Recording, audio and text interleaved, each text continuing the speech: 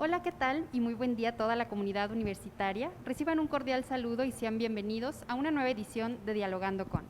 En esta ocasión impartiremos el tema ¿por qué debería existir un centro de estudio para la hacienda pública en CUSEA? En nombre del Centro Universitario de Ciencias Económico-Administrativas, le doy la más cordial bienvenida a nuestro invitado el día de hoy, el maestro Juan Diego Omar Martínez Delgado, director del Centro de Estudios de la Hacienda Pública en CUSEA. De la mano de expertos abordaremos este tema. Antes de dar inicio con esta charla, les compartiré una breve semblanza de nuestro invitado. Comentar que es maestro en Contraloría, especialista en finanzas corporativas e impuestos por la Universidad Panamericana, economista por la Universidad de Guadalajara y egresado de maestría en Gestión Pública. Cuenta con un diplomado en Derecho Administrativo. Obtuvo además la certificación como experto en ingresos municipales por el Comité de Certificación Indetec y otros organismos del sector financiero en 2006. Cuenta además con diplomados en Política Fiscal y Presupuestación por resultados de la OCDE. Comentarles también que fue parte del grupo de investigadores que diseñó el programa en línea impartido por el ITSM y el World Bank de Finanzas Locales y Competitividad en 2006. Ha impartido la cátedra en materia de finanzas públicas en posgrados de diversas universidades del país. Fue consultor externo del ILPES-CEPAL de la Organización Mundial de las Naciones Unidas en el 2009, impartiendo cursos de matriz de marco lógico. Resaltar que fue consultor experto y ponente en temas de finanzas públicas, sostenibilidad fiscal y presupuestación de los gobiernos subnacionales en diversos foros de México y el extranjero. Comentarles acerca de sus últimos cargos. El maestro Juan Diego fue director general de Programación y Presupuesto en el 2013 y 2014 y fue subsecretario de Finanzas del Estado de Jalisco hasta octubre del 2015. Colaboró como asesor de regidor en la Comisión de la Hacienda del Ayuntamiento de Guadalajara en el 2016 y fue director de División de Estudios en Formaciones Sociales Cualtos de la Universidad de Guadalajara. Es miembro de la Red de Monitoreo y Evaluación de América Latina y el Caribe.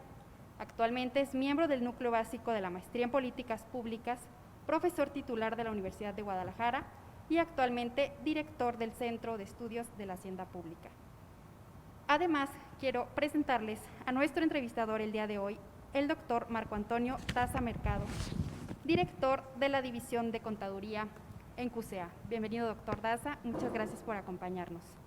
Sin más por agregar, damos inicio a esta charla. Cedo el uso de la voz al doctor Marco Antonio. Muchas gracias. Muchas gracias, muy buenas tardes. Y gracias a todas y a todos por vernos a través de las redes sociales del CUSEA de la Universidad de Guadalajara. Estimado amigo Juan Diego. Buenas tardes. Bueno, vamos a iniciar un poquito con algunas reflexiones o preguntas sobre el tema. A lo que el ciudadano pregunta comúnmente o se pregunta comúnmente y no existe una respuesta, no hay una respuesta de parte del sector público, una respuesta suficiente para el ciudadano, ¿no? En diversas materias que es las que queremos nosotros estudiar y las que el centro va a analizar. Por ejemplo, en presupuesto y gasto público, cómo se gasta su dinero, cómo se asigna el recurso, por qué se asigna más a un lugar que a otro lugar, por qué en cierta colonia tienen unos servicios, por qué en otra colonia tienen otros tipos de servicios, siendo que pagan todos las contribuciones, los impuestos, ¿no? ¿Por qué hay colonias que viven mejor que otras colonias? ¿Por qué hay colonias que tienen agua? ¿Por qué otras colonias no tienen agua? ¿Por qué se ha invertido en ciertos programas y en otros no? ¿Por qué se ha abandonado el combate a los incendios? ¿Por qué se ha abandonado la planeación? Etcétera, ¿no? Se preguntan también la distribución de los ingresos de tanto la federación a los estados como a los municipios, ¿no? Esto que tiene que ver con el federalismo mexicano también se pregunta el ciudadano, también queremos responder eso. Y luego hacia adelante, lo que tiene que ver con la prospectiva fiscal. ¿Qué va a pasar con las decisiones de hoy? ¿Cómo van a impactar esas decisiones en el futuro del ciudadano, ¿no? Los impuestos que hoy cobramos impactan sobre los servicios que hoy tenemos.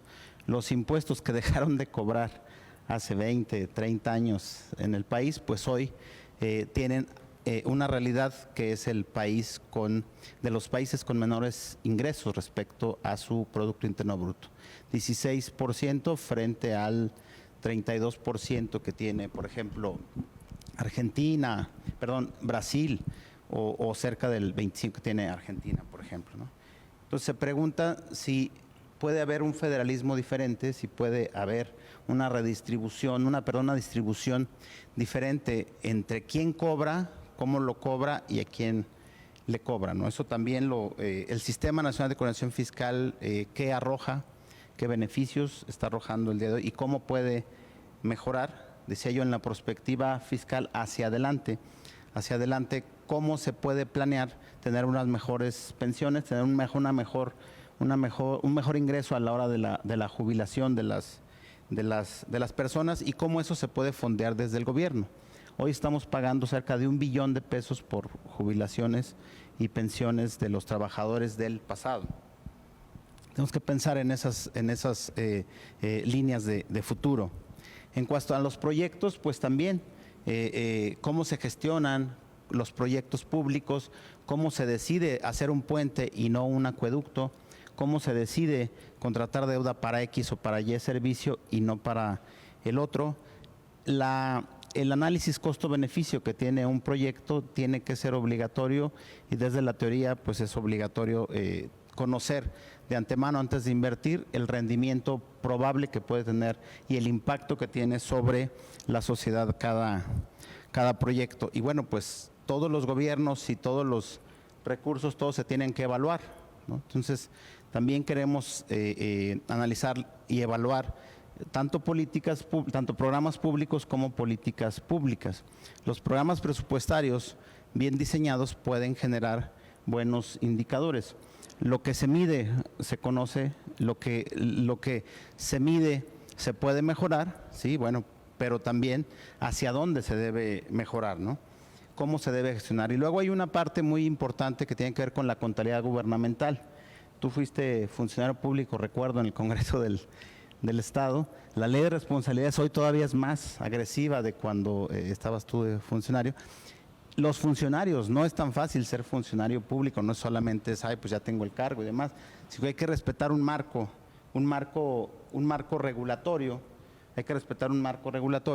y ese marco pues es tanto la Ley General de Contabilidad Gubernamental como la Ley de Disciplina Financiera, la Ley General de Responsabilidades. Hoy las responsabilidades se han vuelto todo un tema para todos los funcionarios públicos. Antes de tomar, sí, protesto y demás, hay que leer bien la Ley General de Responsabilidades y bueno, también queremos en esa parte. Y bueno, una parte muy importante también es una unidad de estadística y datos de las haciendas públicas. Sin datos es difícil hacer investigación, sin datos es muy difícil contribuir al análisis público, sin datos es muy difícil generar mayor conocimiento, información y a la vez pues debate público informado, ¿no?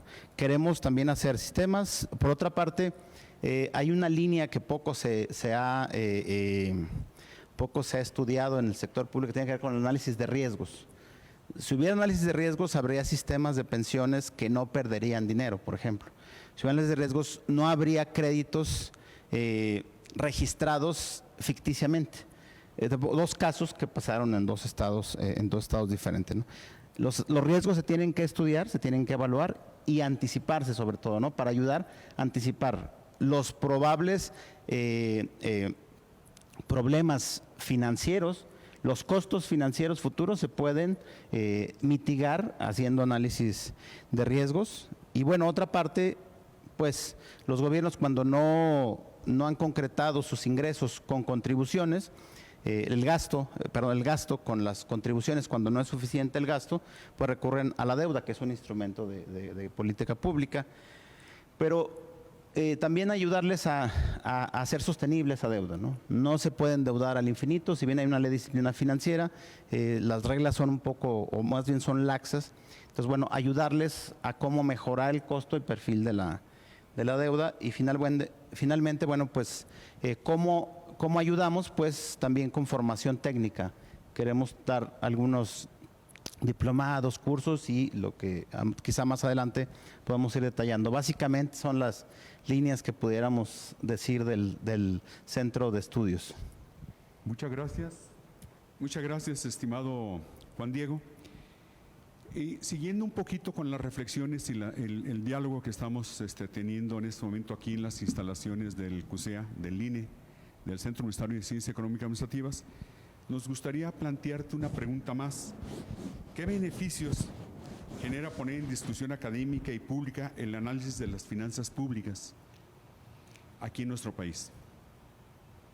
Sí, bueno, pues yo, como decía, un poco el principal beneficiario pues sería el ciudadano en primera instancia, porque tendría datos respecto a cómo se administran sus recursos.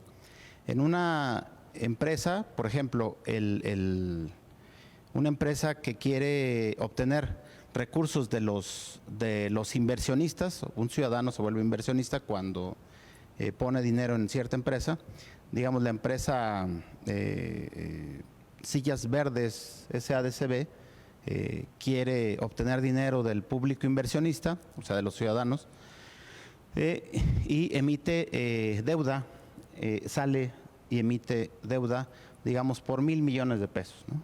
Entonces, esos 1,000 millones de pesos, lo que lo obligan a esa empresa de Sillas Verdes SADCB es hacerse lo que se llama empresa pública. Y lo que hace es abrir su información, abre la información para que el inversionista conozca todos los detalles, a pesar del porcentaje tan bajito que es esa acción en cuanto a la empresa, en totalidad, de todos modos tienen que abrir, se llama empresa pública y abren la información. Bueno, pues en ese sentido lo mismo debería pasar con el gobierno. Así un ciudadano pagara un peso, 1,000 pesos de predial, por los derechos de agua, por ir por su licencia, debería conocer a ese detalle, poder entrar. La complicación, digamos, para el ciudadano es que hay tanta información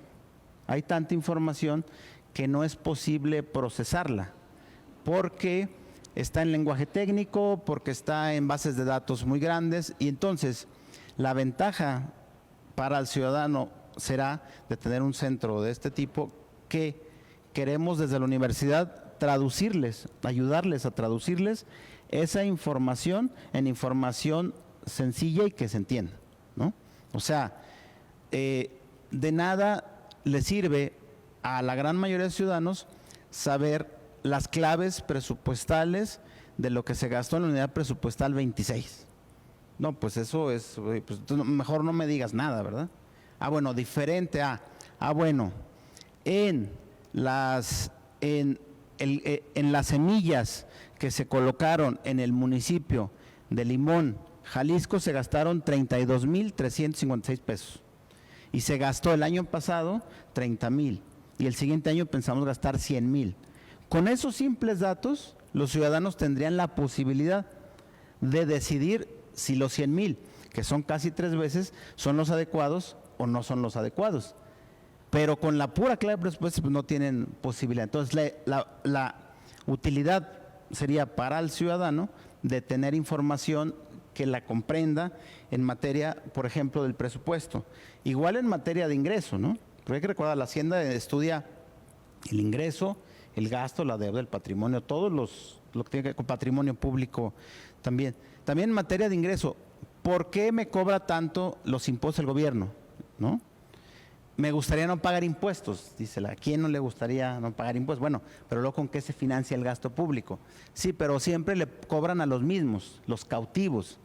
Y entonces ya el cautivo, el ingreso, el ICR, el lenguaje se va perdiendo. Bueno, en el CUSEA queremos aprovechar también a todos los maestros que saben mucho de la división de contaduría y en todas las divisiones, tienen muchos conocimientos respecto a la estructura de los impuestos y cómo eso se puede traducir.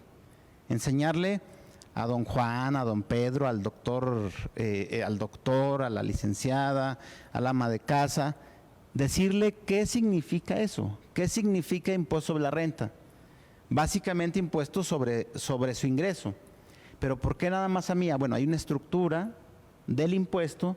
Para cambiar esa estructura necesita A, B y C. Ok. Hay impuestos al consumo. Impuestos al consumo. ¿El IVA es al consumo? Sí, el IVA es al consumo. Ok. Hay impuestos a los artículos suntuarios, o sea, los artículos de lujo, que no consumimos el 95% de la población. Y así, o sea, traducir en un lenguaje más sencillo los gastos, los ingresos y luego la deuda también. Se contrató un crédito quirografario por 25,000 millones y hubo una estructura con 7 bancos. No, bueno, pues eso es muy difícil para un ciudadano de entender, incluso para estudiantes también, ¿no? Diferente, bueno, se fue a contratar deuda, ¿sí?, para tales y X proyectos. Bueno, y entonces hablemos de los proyectos. ¿Por qué este listado de proyectos y por qué no este listado de proyectos? ¿Quién decidió Porque yo también quisiera esto. Ok, el ciudadano dirá, están haciendo proyectos de bacheo de calles. Yo también tengo calles, que le faltan bacheo. De agua, pues también aquí falta agua. Puentes, pues aquí también faltan. Sí, o sea, el ciudadano poco a poco dirá, se apropiaría de su dinero, porque es su dinero, ¿sí?, como al igual del ejemplo de las sillas verdes que puse. ¿Por qué? Porque es inversionista. Claro, el Estado, hay que recordar, se creó porque se suponía y se supone que es una mejor organización del Estado. No es la ley del más fuerte, hay un Estado que organiza, hay un Estado que ayuda a disminuir desigualdades y otras cuestiones que no le dan bienestar al ciudadano, que no permiten una plena calidad de vida, ¿no?, que más adelante igual podemos analizar. ¿Y cómo el gobierno organiza todo eso en la contabilidad? ¿Cómo el gobierno organiza todo eso y lo registra? Pues también decirle dónde lo registra. Dice, es que se esconde el dinero. Bueno, no es que se esconda. No hay posibilidad ahorita, en este momento, todos lo sabemos, con las reglas de contabilidad gubernamental, está en algún lugar. Bueno, pues ¿en qué lugar está? ¿Qué es lo que quiere buscar? De hecho, más adelante, si me permites, queremos tener un contacto muy directo con la población para que nos digan qué cosas quieren saber del presupuesto, de los ingresos, de la deuda y de lo que quieran saber respecto a lo que tiene que ver con Hacienda Pública, que nosotros le podemos ayudar a explicar. Creo que esa es la utilidad básica que puede tener un centro. Y bueno, perdón, para la academia, pues también mucho porque se permitiría a estudiantes, mismos profesores que ya han tenido esas líneas de investigación, pues concentrar al estudiante, permitirle venir al centro de estudios a hacer prácticas profesionales, a hacer servicio social y a conocer de primera mano cómo se hacen estos análisis, a bajar datos, a sistematizar datos y a cómo traducir esos datos en un lenguaje comprensible y sencillo. Excelente explicación, estimado Omar. Perdón, Juan Diego Omar, tienes Sí, tres los nombres, tres, sí, Juan sí. Diego Omar Martínez Delgado. Yo creo que sin duda este centro de estudios de la Hacienda Pública va a permitir un acercamiento a la sociedad en general a través, no nomás del CUSEA, de los académicos, de los colegios departamentales, de otros centros de investigación del propio centro y de los cuerpos académicos, sino también a nivel de red, nos habías comentado ya en alguna ocasión.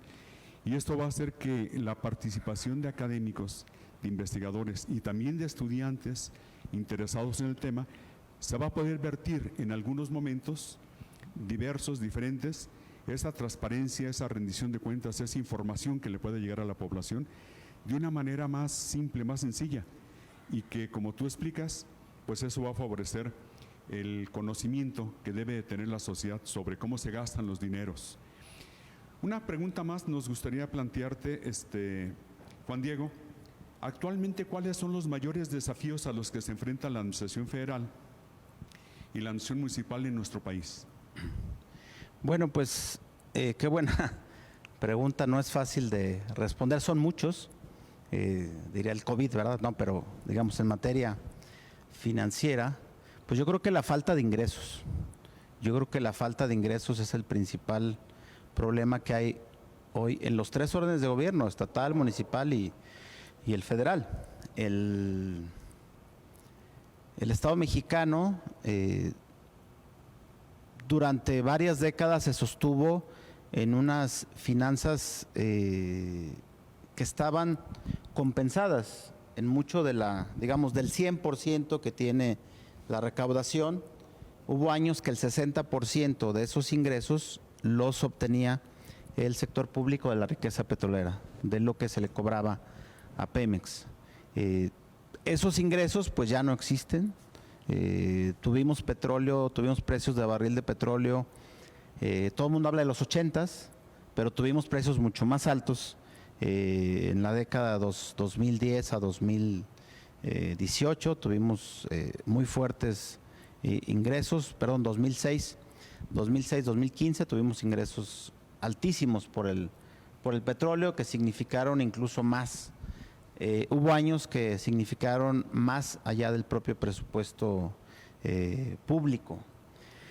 Eran los años de los excedentes petroleros, lo recordarás, excedentes petroleros, los estados no hallaban en qué gastar los dineros, no se crearon esos fondos de reserva de billones y billones de dólares que se podían haber creado, y hoy tenemos un problema estructural también de finanzas públicas, ¿no? Los ingresos recurrentes, digamos que cualquier empresa o familia tiene ingresos recurrentes, ingresos mensuales, que sabe más o menos los va a tener porque tiene un trabajo X, tiene un trabajo Y esos son más o menos normales. De repente, si hace pulseras, si vende una asesoría, pues son ingresos no recurrentes, que a veces son altos, a veces son bajos, pero lo recurrente es lo que está normalmente llegando mes a mes, año con año, mes a mes, ¿no? El ingreso no recurrente no puede servir para financiar la comida, la vestimenta, la educación, la salud de la familia. Lo que pasa que si eso se gasta, lo no recurrente, para esos servicios básicos, cuando esos ingresos no recurrentes no están, se cae en pobreza mayor, que es justo lo que le pasó a México. México se empezó a comer su patrimonio. Digamos que tenían la televisión, la vendieron, tenían las sillas, las vendieron, tenían las mesas, las vendieron, tenían todo eso para mantener un nivel, un ritmo de gasto o de vida en las familias, ¿no? Entonces, fue una mala decisión, sí, no. Si regresáramos el tiempo, seguramente nadie recomendaría esas medidas que se tomaron en los 90, en el 2000, 2010, no, nadie recomendaría ir a esas medidas. Entonces, hoy el problema es un problema estructural. Tenemos un alto problema de desigualdad en México. México es de los países más desiguales del mundo. Y también es un país donde se necesitan 300 años para salir de un nivel social, para ascender de nivel social a otro. Es decir, 12 generaciones, son 25 años más o menos una generación. 12 generaciones según el último reporte de movilidad social 2020 del Foro Económico Mundial.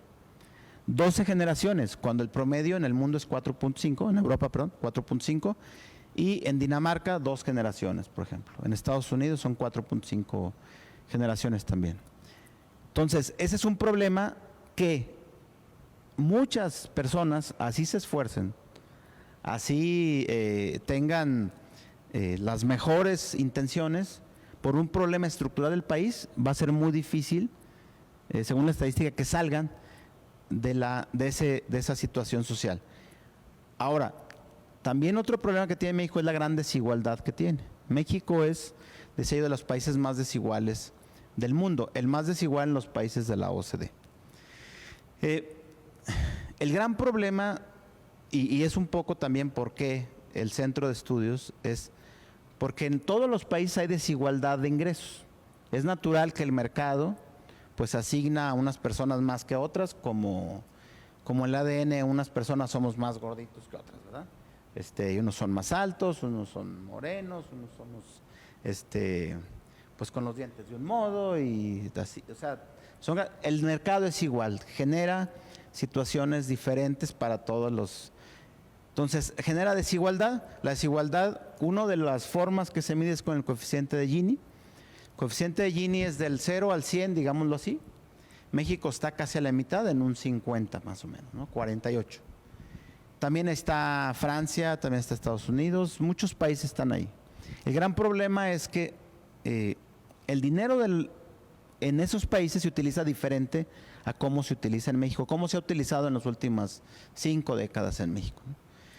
En esos países, una vez aplicada la política fiscal, es decir, recaudar ingresos y distribuirlo con programas de educación, de salud, de vivienda, pavimentación, autopistas, todo lo que tenga que ver con bienestar, con gasto público, una vez aplicado, por ejemplo, en Estados Unidos la desigualdad baja casi 15 puntos.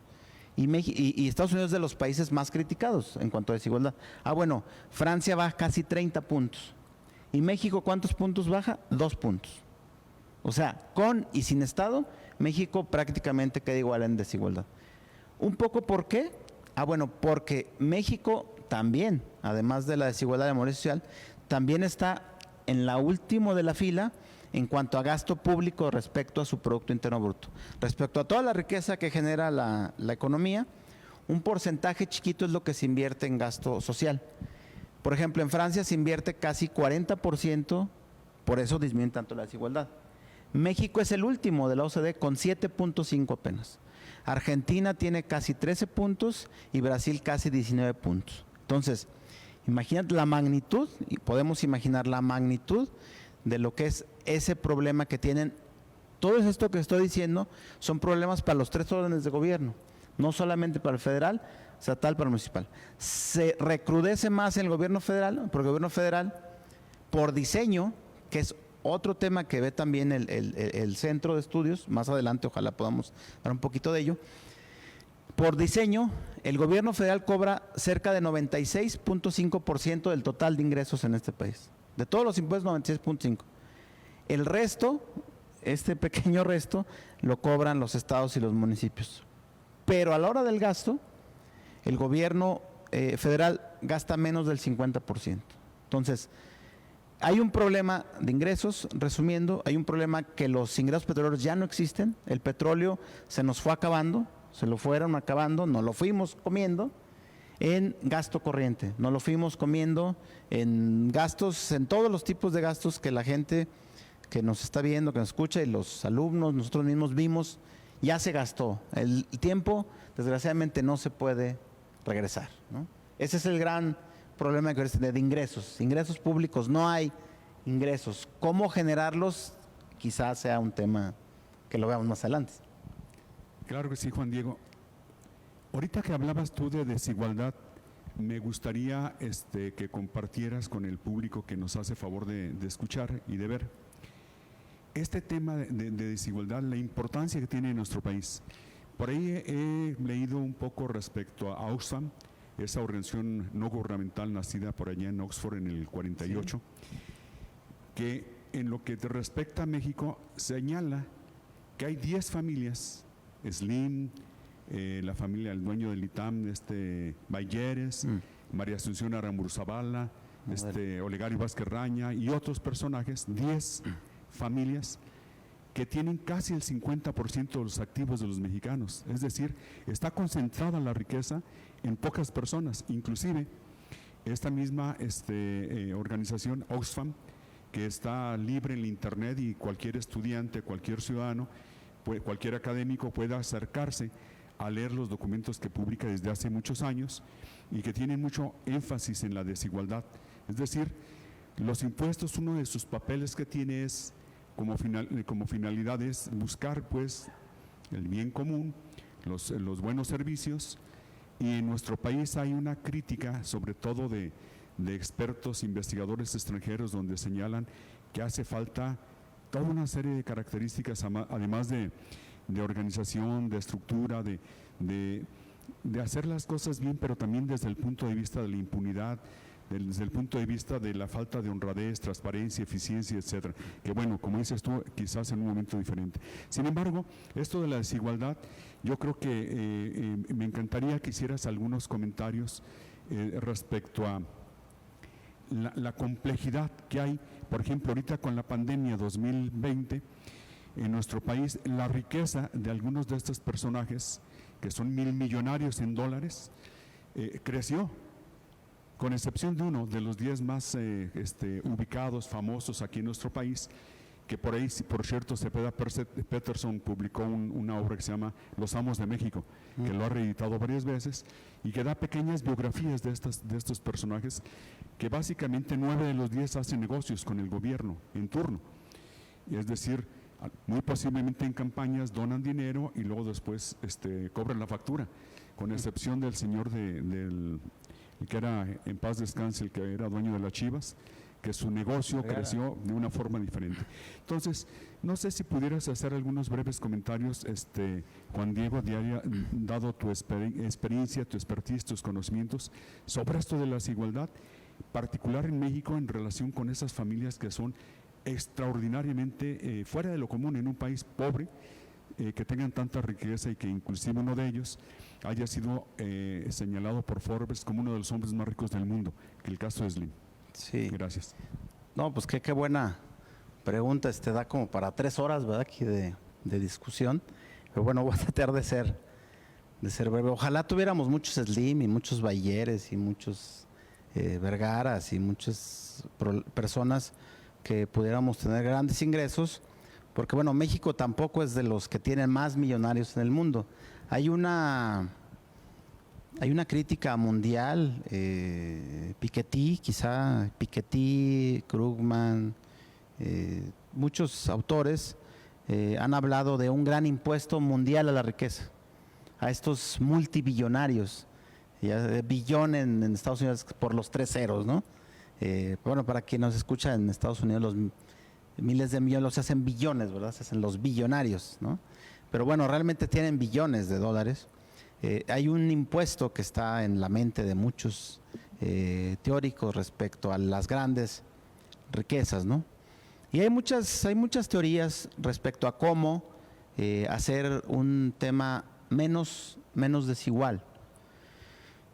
Una de las más sólidas que quizá valga la pena estudiar es respecto a crear un impuesto sobre el ingreso. Acá en México se llama sobre la renta. Ingreso sobre la renta a personas físicas y morales, acá en México el impuesto sobre la renta. Un impuesto sobre los ingresos, pero que fuera a nivel mundial, ¿sí? Donde no importara si te vas a Panamá a poner tu dinero con los Panama Papers, que no lo... las planeaciones, entre comillas, fiscales, agresivas, que luego no delito, pero sí agresivas planeaciones, que está en una línea muy corta, que ojalá luego podamos tener una conversación y ojalá nos permitan aquí grabarla. Aquí el doctor sabe mucho del tema de las planeaciones fiscales, sería muy interesante retroalimentarnos. ¿Cómo se llevan el dinero a otros países, no? Muchos años las Islas Caimán, recordarás, cuando éramos más chicos tú y yo, las Islas Caimán, luego se fueron a Panamá, ahora sabemos que en Andorra, Mónaco, Liechtenstein, Suiza, es decir, cambian, se mueve el dinero de tal manera que es difícil rastrear los ingresos. Lo que se plantea en estas teorías de un gran impuesto sobre la renta global es que no importaría dónde obtengas tu beneficio. Lo que harías es depositarle el dinero, o sea, digamos, un impuesto, más o menos la tabla del ICR está ahorita la máxima 35%, en otros países 42%. Con un 5%, un 10% que se le pueda cobrar esas riquezas, no en lo específico una persona, a quien genera ingresos. Hay mucha gente que está oculta, los nombres ni siquiera los conocemos. Pero bueno, esta idea general de hacer un impuesto mundial en donde se pueda transferir después. Hoy tenemos tecnologías así fantásticas. Hay quien dice que son malas, yo diría fantásticas, porque nos permiten hacer muchas cosas, ¿no?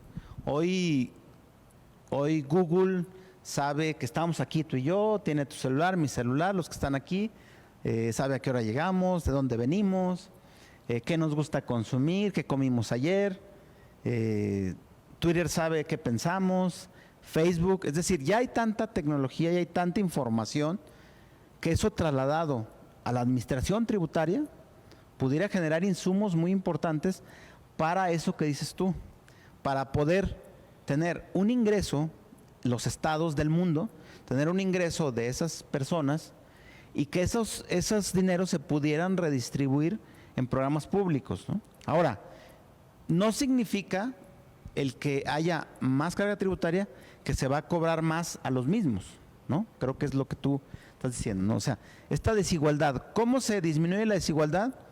Pues con política social. La política social se hace con recursos públicos.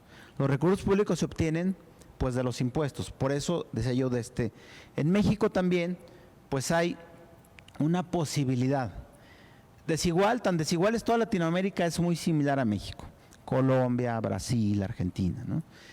A pesar de tanto gasto que tienen social allá, entonces el bienestar social en salud, en educación, en medio ambiente, en vivienda, parte de la exclusión social de la que habla Oxfam y la que habla el reporte del Foro Económico Mundial es que no hay acceso a educación, por ejemplo, ¿no? O sea, no todos los mexicanos tienen acceso a la educación básica, a la educación media, a la educación universitaria. No hablo de las estadísticas, ¿no? Sino la gente que ni siquiera tiene la posibilidad. Hay gente que ni siquiera tiene un registro, ni siquiera tiene un nombre, un acta de nacimiento. Entonces, creo que por la vía impositiva podría, sin ser algo particular, podría el Estado mejorar los servicios, dar bienestar a su población y justo de eso trata la hacienda pública. Por eso la hacienda pública en algunos lugares se le llama economía pública, porque bueno, tiene que ver con los ingresos, con los gastos, con la deuda, con el patrimonio, con dineros, pero ese dinero invertido en las personas. Y las personas pues tienen que ver con la economía, es una ciencia social. Aunque a veces luego se nos olvida a los economistas, la economía es una ciencia social con muchas técnicas adheridas, pero es una ciencia social. Por último, el INEGI ayer sacó una matriz de información social muy importante, que ya desde hoy se puede utilizar y se va a poder determinar eso que tú dices. ¿Qué impacto tiene la política pública? ¿Cuánto impacto tiene si yo invierto 100, 200 mil millones de pesos en X colonia? Ahí con esa matriz se puede tener un impacto medianamente certero. ¿Sí? Excelente, muy bien. Por cierto, más de 81 países y territorios tienen que ver con los paraísos fiscales u otras instancias que tienen baja tributación o nula tributación. Y esto, como tú señalabas atinadamente, desde los famosos papeles de Panamá y otros estudios que por ahí, otras investigaciones que se han hecho, cómo se ha detectado personajes, por ejemplo, tanto de la política, tanto de la monarquía, tanto artistas, jugadores, futbolistas, que esconden su dinero. Y hablamos de miles de millones de euros, en el caso de Europa, y miles de millones de dólares que están por ahí ocultos, que están escondidos, y que además han tenido la habilidad, digamos habilidad no ética, de esconderlos de tal manera que es muy difícil detectarlos. Entonces, un programa, una propuesta mundial que permita una armonización en ese sentido fiscal, creo que ayudaría mucho a evitar que haya gente que tiene tanta riqueza, una persona que tiene miles de millones, por ejemplo, una persona llamado el jefe Kikos, en español, pero en inglés le llaman Jeff Bezos. Jeff Bezos, el dueño de Amazon, casualmente tenía en diciembre del 2019 120 mil millones de dólares en su fortuna. Según Forbes dice que en enero del 2021 subió de 120 mil a 170 mil millones de dólares. Ahorita con la pandemia pues fue un negocio verdaderamente fantástico, como dices tú, Juan Diego. Eso es increíble cómo las personas que tienen tanta riqueza hacen mucha más riqueza. Y la gente que es pobre, su pobreza disminuye en todo el mundo, no nomás en México. Entonces yo creo que estos análisis, estos estudios sobre la hacienda pública que se van a hacer, se inician de manera muy especial, muy específica, ya existían, pero se van a iniciar con una forma diferente, muy enfocada a la participación de la red universitaria y también de otras universidades, también otras instancias nacionales o internacionales. Nos gustaría hacerte una pregunta más la penúltima de nuestra parte sería, ¿quiénes participarán en el Centro de Estudios de la Hacienda Pública y cómo se va a realizar los diagnósticos sobre este tema de la Hacienda Pública mexicana? Sí, bueno, pues muchas gracias por esa pregunta, porque estamos pintando toda la oficina, estamos en construcción, estamos recién, pues invitar a estudiantes que quieran hacer sus prácticas profesionales, investigadores que tengan alguna relación con el presupuesto, con el federalismo, con la perspectiva fiscal, con los gestión y banco de proyectos, con evaluación de políticas, programas, contabilidad gubernamental. La base de datos es lo quizá que llevamos más avanzado, pero también análisis de riesgos, que aquí hay muchos expertos aquí en la red, deuda, quien analice la deuda, y a quien le guste pues esto de la producción, que hoy, gracias que nos ayudan aquí los compañeros de la producción aquí CUSEA, ya tenemos una carrera, ¿verdad? Aquí en CUSEA de relacionada con todo esto de la producción, de las relaciones públicas en la universidad, pues que nos ayuden, quien quiera, todavía no tenemos estamos trabajando en las páginas de redes sociales, en el Twitter, en el YouTube, en el Facebook. Ahorita solamente tenemos un correo, juan.martinez@cusea.udg.mx. Cualquier interesado, pues por favor ahí mándenos un correo. Y bueno, en breve, con la pandemia, pues tú sabes, las prioridades han sido esta labor tan destacada, diría yo, no por ser universitario, sino como porque lo escuchamos en las calles, esta labor tan destacada ahora con la vacunación, tan mucho orden que tuvo la universidad. Es una universidad social y claro, lo está demostrando desde el inicio de la pandemia, la plataforma que se creó aquí y una serie de hoy la prioridad sí es la pandemia, pero bueno, poco a poco iremos lanzando los productos y bueno, así es como podrían participar. Hoy participamos algunos investigadores que hemos venido ya con mucho tiempo, estamos cobijados por la división muchas gracias, de contabilidad, de contaduría. Bienvenido. Y bueno, pues la invitación para todos y posteriormente la invitación al ciudadano, ya que tengamos, incluso va a ser por WhatsApp, por Telegram, la comunicación muy dinámica. Excelente, Juan Diego. Por último, en el caso de una pregunta muy general, ¿de qué manera se pretende que las investigaciones y aportes de este centro de estudios sobre la hacienda pública trasciendan el espacio universitario y se conviertan en un hito en la conciencia fiscal de nuestro Estado? Es importante comentar que esta palabra que usamos, conciencia fiscal, tiene que ver con varias denotaciones y connotaciones.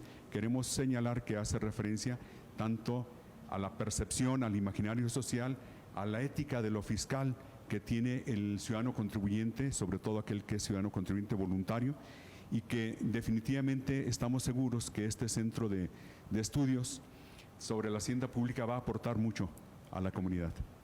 Sí, muchas gracias. Bueno, mira, hay un tema que yo creo que está muy olvidado por los investigadores, o a lo mejor poco difundido, mejor dicho, que tiene con la justicia fiscal, que es lo que un poco y embona muy bien empata muy bien con esto, ¿no? La justicia fiscal, pues que todos los ciudadanos obtengan lo que pagan, ¿no? Es decir, que obtengan valor por su dinero, ¿no? Tú hablabas de Jeff Bezos.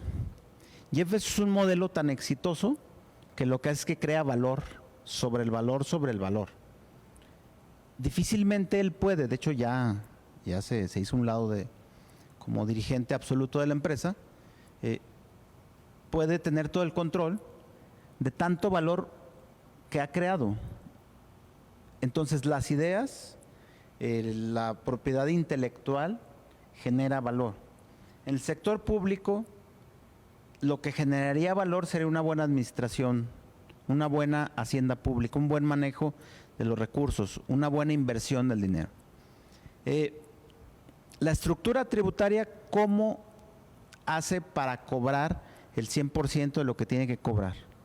¿Cómo hace posible un gobierno que todos paguen, todos los que tengan que pagar? En términos así generales, existen lo que la teoría llama los elementos de las contribuciones, elementos del tributo, sujeto, objeto, es quién va a pagar. El sujeto es el sujeto, pues ese sujeto es el que va a pagar, ese es el sujeto. El objeto, ¿sobre qué va a pagar? Sobre el consumo. ¿Cuál es la base, el precio? ¿En qué tasa? Pues que el 10, que el 15. Esos elementos que son tan básicos, pues desgraciadamente no se aprovechan a su totalidad. Los municipios, los estados y la propia federación tienen un gran diferencial en cuanto a ingresos potenciales frente a ingresos recaudados. Ahí tenemos la evasión, tenemos la elusión, tenemos realmente la gente que no paga, pues, ¿no? Empresas y personas que con las factureras, que con el outsourcing, de muchas maneras no están pagando. ¿Cómo le ayudamos a los gobiernos desde la expertise? Aquí en el CUSEA tenemos exsecretarios de finanzas, exsubsecretarios, exdirectores generales, exdirectores, o sea, tenemos aquí en el CUSEA un pool de personas que pueden ayudar a los gobiernos sin problema alguno a mejorar su estructura tributaria de cómo van y cobran a los que le deben de pagar, ¿no? Ahora, aclaro, no significa, ¿sí?, que el elevar los ingresos del sector público, eso no significa que le van a cobrar más a las personas. No, es irle a cobrar a los que no pagan. Por ejemplo, hay municipios que tienen más en cartera vencida, o sea, en deudas de contribuyentes que no han pagado por los últimos 10 años, que lo que pueden recaudar en los siguientes 5 años. Entonces, probablemente pudiera ser una opción. ¿Qué es lo que hizo el gobierno de México? El gobierno federal, pues fue y les cobró a los grandes y grandes contribuyentes que tú estabas mencionando. Y hoy ya muchos países están haciendo eso. Vemos en España 14 millones a una actriz, a la cantante Shakira, a los famosos les cobran, ¿no? Porque es una opción. Cuando la economía no está bien, pues obviamente los impuestos no se van a recaudar de tal manera. Entonces, bueno, la justicia fiscal, bueno, tiene que ver con lo que recauden de los que caen en el supuesto de la ley. Es que va a dar la definición técnica que dice la ley, ¿no? Quien cae en el supuesto. Pero dicho en otras palabras, quien debe de pagar, porque así lo determinó ya el legislador, una ley, un reglamento, pues que sí lo pague, ¿no? Que no haya el evasor, que sea justo, no que yo no pague y usted que nos está viendo sí pague, o que el doctor pague y yo no pague. Eso es injusto. La justicia es que todos paguen igual. Y ahora, desde el gasto, pues que todos tengamos los mismos servicios o servicios similares, los servicios que necesitemos. Obviamente los servicios que necesita Quintana Roo son diferentes a los servicios que necesita Oaxaca. Los servicios que necesita Zapopan son diferentes a los servicios que necesita Chiquilistlán. Los servicios que necesita la Mesa Colorada son diferentes a los servicios que necesita la colonia Belénes, ambos en Zapopan. O sea, incluso entre colonias hay diferencias. Bueno, la justicia es que vayan y presten los servicios y tener, el bienestar social tiene que ver, la política social, con tener al menos un mínimo estándar de ciudadano, un mínimo de calidad de vida. Que la luz, pues, la calle, pues prenda, que las calles sirvan para desplazarse, no para que se ponche tu llanta.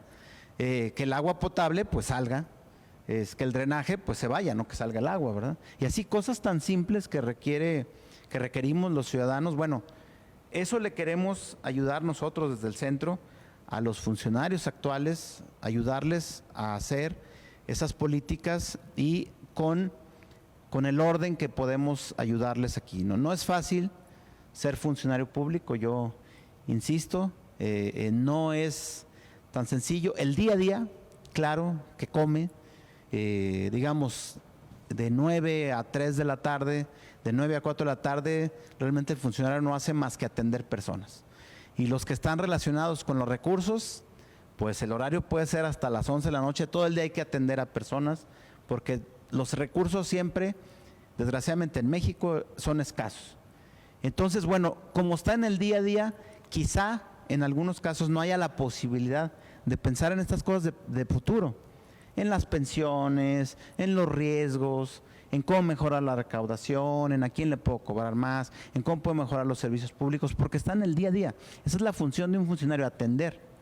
Entonces, ese staff, que a veces pudiera ser muy costoso por fuera, la universidad pública les quiere ayudar, porque aquí tenemos, bueno, pues ya, nosotros ya somos profesores aquí en la universidad, ya tenemos nuestro sueldo aquí, el gobierno federal estatal paga nuestro sueldo. Entonces, bueno, ya sería muy barato para las personas venir y hacerse ayudar con nosotros, sería muy económico.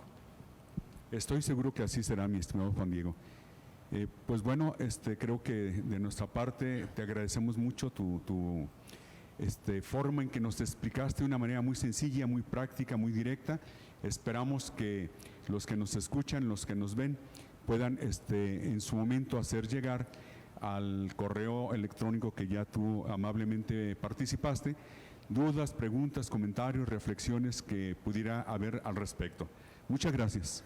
No, muchas gracias a ti, doctor, y muchas gracias a los organizadores y a los que nos ven. Gracias. Agradecemos al maestro Juan Diego Martínez por acompañarnos en una nueva edición de Dialogando con, en donde pudimos conocer más sobre este centro de estudios de la hacienda pública en el CUSEA, desde el cual se podrá incursionar la investigación de la materia en la hacienda pública de la mano de la comunidad universitaria, ya sean investigadores o estudiantes. Está abierta la invitación a que participen en este centro de estudios, desde el cual se busca aportar y generar posturas sobre el equilibrio de las finanzas públicas, la credibilidad financiera y fiscal del occidente del país.